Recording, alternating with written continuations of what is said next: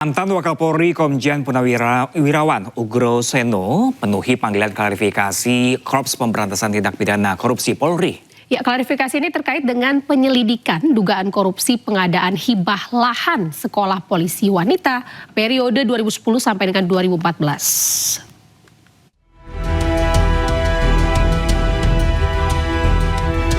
Ugro Seno tiba di Mabes Polri sekitar pukul 9 pagi tadi. Dirinya datang untuk menjelaskan yang ia tahu. Ia mempertanyakan dasar hukum penyelidikan kebijakan yang sudah lewat lebih dari 15 tahun. Nama Ugro Seno dikaitkan dalam kasus ini lantaran menjabat sebagai Kepala Lembaga Pendidikan dan Pelatihan Polri saat proses hibah dan pengadaan lahan berlangsung pada 2011. Ugro Seno menegaskan dirinya hanya melanjutkan kebijakan yang sudah ada. Kalau 2011 kan berarti harus ada hasil pemeriksaan Irwasum, iya kan? Tapi dasarnya di situ pakai LI, laporan informasi. Nah, kalau dugaan tidak pidana, kalau internal Polri, ya harusnya berangkatnya dari Irwasum memeriksa biasanya gitu kan. BPK juga tidak ada temuan. BPK menilai Polri mulai 2011 pun WTP, wajar tanpa pengecualian. Nah ini 2011 bisa dicari pakai LI. Nah kalau semua Kapolda, Kapolri, Pak Hugeng sekali dicarikan LI gimana nanti? Gitu aja sih. Nah, saya karena diundang ya saya jelaskan aja. Apa aja Pak klarifikasi yang dibawa? Hah? Dokumen apa yang dibawa gitu untuk klarifikasi? Semua ada panitianya, saya nggak tahu apa-apa. Saya Kalemdik, ya kan? Panitia pengadaan pembelian tanah, Brigjen katanya sudah meninggal ya, nggak tahu nanti gimana nih. Semua itu kan ada panitianya. Apalagi itu Pak? Klarifikasi tersebut terkait penyelidikan dugaan korupsi pengadaan hibah lahan sekolah polisi wanita periode 2010 hingga 2014. Dari Jakarta, Tim Liputan iNews melaporkan. Pemirsa, aksi unjuk rasa puluhan mahasiswa di Patung Kuda Gambir, Jakarta Pusat diwarnai ketegangan saat petugas memadamkan ban bekas yang dibakar pengunjuk rasa. Dalam aksinya, mahasiswa mendesak pelaku pelanggaran berat HAM di tanah Papua, terutama di Kabupaten Intan Jaya, ini ditindak, serta meminta agar militer segera ditarik. Sabar, Bos, ikuti. Oke. Pembakaran bahan bekas dalam aksi unjuk rasa yang digelar mahasiswa di kawasan Bundaran Patung Kuda Gambir, Jakarta Pusat langsung dipadamkan petugas kepolisian. Ketegangan mereda saat massa mahasiswa diizinkan untuk berorasi dan menyampaikan aspirasinya. Dalam tuntutannya, massa yang menamakan diri Gerakan Pelajar Mahasiswa Intan Jaya mendesak agar pelaku pelanggaran HAM berat segera ditangkap dan diadili, serta meminta agar aparat militer di Papua ditarik. Mahasiswa mengancam akan kembali berunjuk rasa dengan jumlah massa lebih besar jika tuntutan mereka tidak dipenuhi.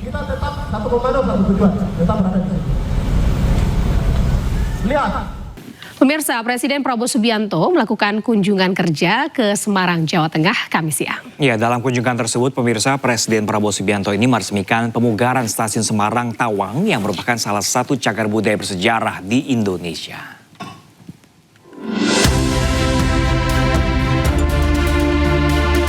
Presiden Prabowo Subianto meresmikan pemugaran bangunan cagar budaya Stasiun Semarang Tawang dalam rangkaian kunjungan kerjanya ke Semarang, Jawa Tengah, Kamis siang. Presiden Prabowo tiba di Stasiun Semarang Tawang pada pukul 11 siang, kemudian menyapa warga dan para penumpang di kawasan Stasiun Tawang sebelum melakukan peresmian. Presiden Prabowo menyampaikan Stasiun Semarang Tawang memiliki nilai sejarah yang sangat kuat. Pemugaran ini dinilai menjadi tonggak penting dalam pelestarian warisan budaya nasional. Menjaga, melestarikan Stasiun Tawang ini tidak hanya menjaga dan melestarikan satu bangunan, tapi juga menjaga identitas dan menjaga memori dan perjalanan sejarah kita.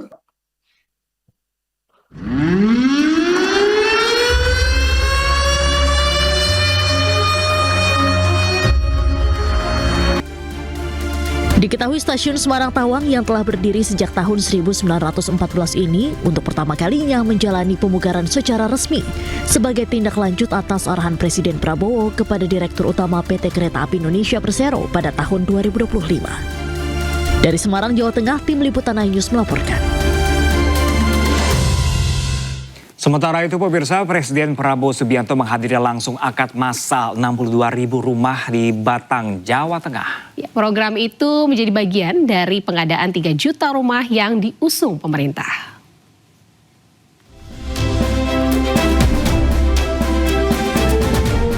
Presiden Prabowo Subianto menghadiri dan menyaksikan langsung akad massal kredit pemilikan rumah atau KPR Sejahtera melalui skema fasilitas likuiditas pembiayaan perumahan di Batang, Jawa Tengah. Kegiatan ini merupakan bagian dari program agar masyarakat bisa mendapatkan rumah layak. Melalui program ini, pemerintah berupaya terus mengurangi kesenjangan kebutuhan perumahan serta menghadirkan hunian terjangkau serta berkelanjutan bagi keluarga Indonesia. Kita menghendaki seluruh warga Indonesia bisa punya rumah yang layak. Untuk itu kita bekerja keras dengan berbagai program dan kita terus merencanakan dan memikirkan cara-cara terbaik untuk melipat gandakan jumlah rumah yang bisa dinikmati oleh rakyat kita. Kegiatan ini merupakan bagian dari program 3 juta rumah yang terus didorong pemerintah untuk memperluas akses pemilikan rumah layak bagi masyarakat berpenghasilan rendah. Dari Batang, Jawa Tengah, Tim Liputan iNews melaporkan. Pemirsa, Kepala Badan Gizi Nasional Sudaryono menegur keras seorang pegawai yang diduga bermain ponsel saat rapat koordinasi nasional berlangsung. Ya, Sudaryono memerintahkan pegawai tersebut pemirsa dimutasi ke Papua. Dia saya kasih penjelasan dia main handphone itu. Tolong dicatat Korwil Kabupaten Kayong Utara Adi Afrianto. Siap, Pak. Saya minta yang bersangkutan dipindah ke Papua.